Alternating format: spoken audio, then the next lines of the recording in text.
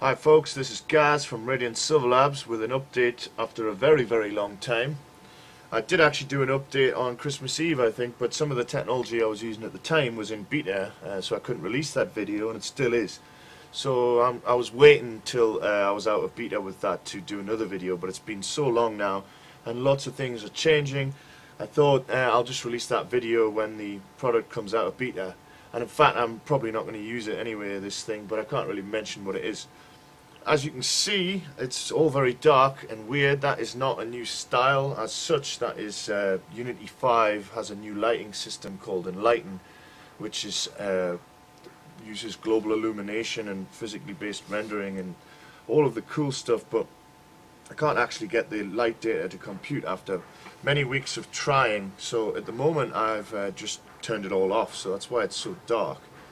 But you can see a few new things here, some signs and some computers, but actually what I want to demonstrate, and as you can see half the world is actually turned off right now just for speed purposes, but what I want to demonstrate is my new mission system, which is actually working. Finally I have some sort of mission thing going.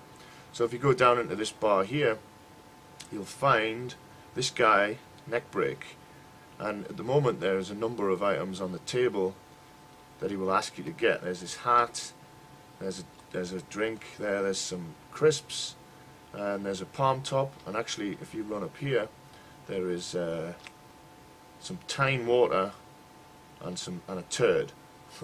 There's a bit messing up there, as you can see. I'm looking right into the body and stuff, but because I've been upgrading lots of different things, I've just left the character for now, and it's not in a perfect state, but that doesn't really matter. I'll go back to that. Okay, so if I come and talk to him, notice his top of his head's missing. That's actually deliberate. You know, he's going to have a hat on, but I'm going to put something there to cover that up so it doesn't look just jagged like that. Some glowing thing or some machine or something under his head. But also note the quality of this. I don't know if this is Unity 5 or not, but it just looks really amazing all of a sudden. Anyway, I'll talk to him, and he says, "Hi there, have you seen my hat? I really want it back. Let me know if you find it." And see the animation of him talking there.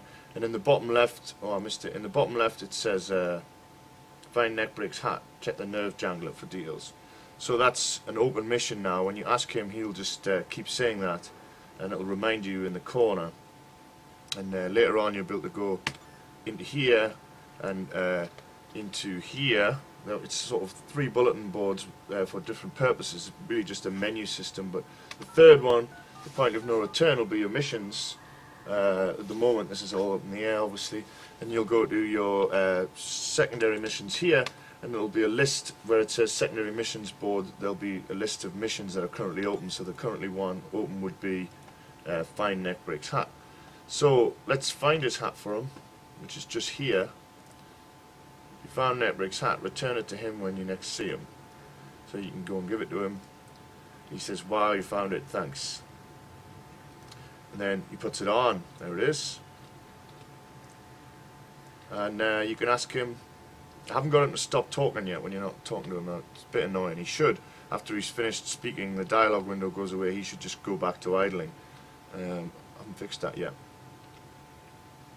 So if I talk to him again, he says, "I would love a bottle of Guillaume 58, but it's so hard to find. Let me know if you see any." It's supposed to be a fictional drink. It says in the corner, "Find some Guillaume 58 for Neckbreak," so that's another mission. If I went into here, the one that I've completed, find the hat, would be gone, and the find the drink one would be there. So find the drink, which is here. Bring it to Neckbreak next time you see him, and I'll give it to him. "Amazing, where did you find this?" And then talk to him again, and he says, "I've heard of these 10 million Scoville crisps called Devil's Tongues. It's the Panaculti Naga flavour I'm interested in. If you find any, let me know." So it says, "Find some Panaculti Naga Devil's Tongues for Neckbreak" in the corner, and then you find them. Of course, these will be dotted all over the world. They won't just be sitting right next to him. You found some Devil's Tongue crisps, Panaculti Naga flavour. Neckbreak is interested in these, so if you were off around the world, you might completely forget that he'd set you that mission without going to look at the list anyway. But it's saying that would jog your memory, I hope. So then you bring them to him. He says, "My God, thank you, I heard these are a real high test." And then you talk to him again, and he says, "Did you know what I really crave? A good old-fashioned bottle of homemade poutine. I hear you have to graft it yourself to get the true taste. If you find any, let me know." And in the bottom left, graft some homemade poutine for Neckbreak. Poutine being a fictional drink invented for the game. It's kind of a piss take of poutine, the Canadian thing, the meal that they're always talking about. But if you pick up the tine water, and then you pick up the turd, found a young Korean boy's turd, this will make sense in the game. There is a drink that is made from water from the River Tyne and Korean boys' turds. So anyway, you've picked that up, and you press G to graft instead of craft, mostly because C was already taken up for crouch, and graft sounded good because in normal English it means to, you know, join things, and also in Geordie, Newcastle English, it means to work, so it sort of worked. And I'm working more towards the idea that this game will actually be sort of a Newcastle-based game with a genre that we've invented, me and my friend who are working on the story and the ideas, which is Time Punk. Anyway, it's a specific market, but it's going to be fun, and you don't have to know anything about the UK or anything like that to enjoy it. It's not like I know anything about America when I play and enjoy GTA. Anyway, so here's the graft screen. If I once click on the time water, I can put it here in the ingredients. If I once click on the turd, I can put it here in the ingredients, and then if I click create, a bottle of poutine is made, and I click on that and it goes into my inventory. Kill the grafting window. If I check my inventory, there it is up there in the top left, and I can actually click on it and move it around and do things with it, but I haven't got around to doing anything with that yet. But what I can do now is take this down to Neckbreak, and he will say, "Holy shit, this reminds me of my youth, thanks so much." And if I check my inventory again, it's gone. I forgot to show earlier, but all of the items I was picking up, they were appearing in my inventory and then disappearing when I gave them to him. So, one last mission from this guy. He says, "I must have lost my Scion palm top last night at the Warlong Club, bastard. Can you help me find it?" Find Neckbreak's palm top, comes up in the corner there, and then you go over here and you go, and you find it, you find palm top, he will be happy about that. You give it back to him. He says, "Oh my baby, I'm just in the mood to write some Opal 16. You've been very good to me. Here is 100 dagger monies for helping me out." Opal 16 is a programming language from the Scion palm top, and dagger monies is the currency of the game at the moment. So then you're finished with him really, so every time you talk to him now, he just says, "Thanks for all your help in the past, let's get drunk sometime soon, I love being a barfly."